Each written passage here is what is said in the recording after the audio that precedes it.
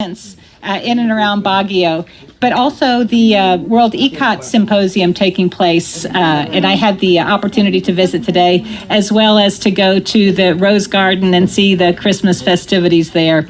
The holiday season is truly one of my very favorite times of the year, a sentiment that has grown only stronger as I've been here in the Philippines and had the pleasure of experiencing the spectacular way you celebrate the Burr months. So getting to start in September 1, and I have to say that's when we actually decorated the trees here. I came up for Baguio Day, so the trees that you see have been decorated with the staff here, but also my husband and I enjoy decorating as well. You know, when we had a lot of VIP visitors over the course of the past 2.5 years that I've been here, and at Malacanang Palace one time in November, it was actually Vice President Harris who was visiting, and she commented on the beautiful Christmas trees that were a little bit early by U.S. standards. That had said, "Oh, they're so beautiful," and President Marcos said, "You know, we Filipinos celebrate Christmas like we invented it," and that got quite a nice chuckle. He even chuckled himself, but it's something that I have thought about for a long time. It does feel like Filipinos invented Christmas, and it's such a pleasure to be here. You know, when we look at the last 12 months, we have a lot to celebrate in the U.S.-Philippine relationship.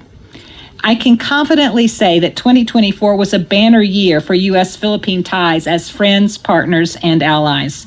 As you'll recall, Secretary of Commerce Gina Raimondo led a delegation of 22 U.S. businesses for the first of its kind trade and investment mission several months ago now, announcing more than 55 billion pesos in new U.S. investments. Secretary of State Blinken and Secretary of State Austin each visited the Philippines twice during this past 12 months, including a joint visit in July for the first ever U.S.-Philippine 2+2 to be held in the Philippines. So you ask, what is a 2+2? That's kind of jargon in diplomatic speak to talk about our two senior defense and foreign affairs officials, two from the U.S., two from the Philippines. A 2+2 ministerial meeting is very rare. If you think about it, it's hard to get Secretary Blinken and Secretary Austin in the same room together in Washington. But to imagine they come all this way to be with their counterparts here in the Philippines really underscores the significance of the U.S.-Philippine relationship. And then during Secretary Austin's second visit just 2 weeks ago, second visit this year, he's actually come 4 times during his tenure as Secretary of Defense. We broke new ground when he was here 2 weeks ago on a new command and control fusion center at Camp Aguinaldo, which will allow our forces to coordinate on exercises and operations in person and in real time, a significant step forward in our alliance. And we also broke records in our people-to-people ties. I had a chance to meet some of your outstanding journalists here, regional journalists, and we talked about how we have processed at the U.S. Embassy more visas in the past 12 months than at any other time in the history of this relationship. This is counting pre-pandemic. So our ties, our people-to-people ties, are at a record high, including sending a record number of Filipinos to study at U.S. higher education institutions. And that's just scratching the surface of all that we have achieved here in the last 12 months. I didn't even mention the trilateral meeting between Japan, the Japanese Prime Minister Kishida, together with President Marcos and President Biden in April in Washington. That was another historic first in the last 12 months. So many, the Nuclear Suppliers Group, the ASEAN Business Forum, too many to name. It has just been such a momentous year, and I expect that this incredible positive momentum, a relationship on hyperdrive, as we like to say, will continue just as fast into 2025. During numerous visits of VIPs that we have received here in the Philippines from the United States over the course of the last year, leaders from the executive and legislative branches representing both sides of the aisle and all sides of the political spectrum in the United States, including businesses and civil society, have been unequivocal in expressing their support for the Philippines. And I am confident that the strong bipartisan support that this relationship has enjoyed over the course of the last or certainly during my tenure, but well before, will continue through the U.S. governmental transition and well into the future.